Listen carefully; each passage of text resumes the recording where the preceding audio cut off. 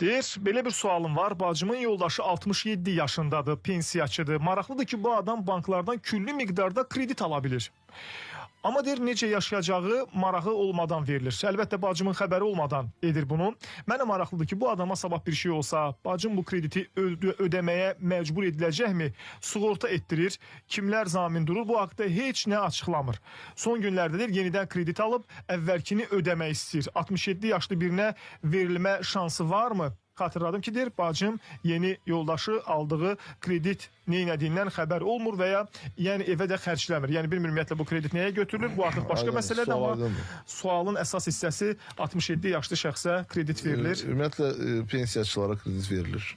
Verilir. Onların pensiyasına göre uygun olarak 67 ola bilər, 77 ola bilər fərqi. Bəli. Onların sadəcə müddəti hər bir bank özü tənzimləyir. Yəni orada risklərinə görə 1 il, 2 il müddət qoyurlar. Çox uzun müddətli kreditlər verirlər pensiyaçılara və sığorta olunur, həyat sığortası olunur.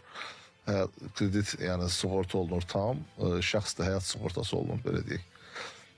Əgər şəxsin başına bir iş gələrsə, o sığortadan əsas öhdəlik icra olunur, belə deyək, alınır.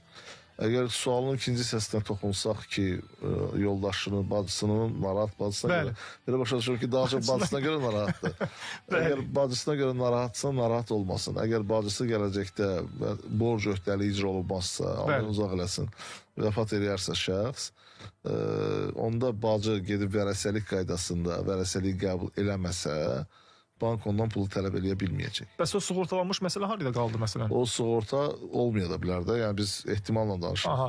Deyək ki, sığorta olduğu halda, deyək ki, misal üçün bir şəxsin sığorta hadisəsi baş veribsə və sığorta da varsa, avtomatik bank birinci növbədə müraciət edir sığortaya ki, mənim ödəyicim ölüb.